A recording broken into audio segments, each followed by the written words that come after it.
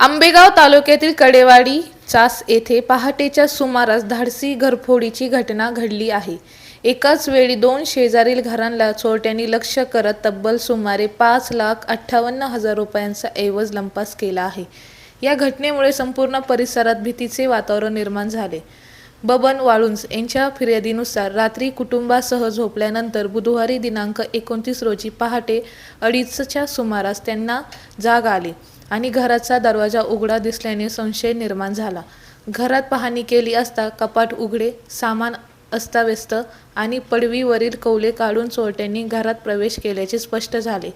या घरातून सुमारे 2,83,000 रुपयांचे दागिने आणि रोख रक्कम चोरीला गेली आहे। धक्कादायक म्हणजे शेजारी राहणारे संतोष वाळुंज यांच्या घरातही याच पद्धतीने चोरी करण्यात आली। टेरेसवरील जिन्याच्या दरवाजाची कडी उघडून चोरट्यांनी प्रवेश केला आणि सुमारे 2,75,000 रुपयांचे दागिने लंपास केले।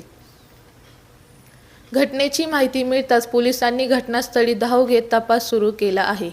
दरम्यान ग्रामपंचायत सदस्य नितीन चासकर यांनी पोलिसांनी गस्त वाढवावी आणि आरोपींना तातडीने अटक करावी अशी मागणी केली आहे। सलग 2 घरफोड्यांमुळे नागरिकांमध्ये भीतीचे वातावरण निर्माण झाले आहे। म्हणूनच सावध रहा, सतर्क रहा, कारण चोरटे आता कोणत्याही क्षणी कुठेही चोरी करू शकतात।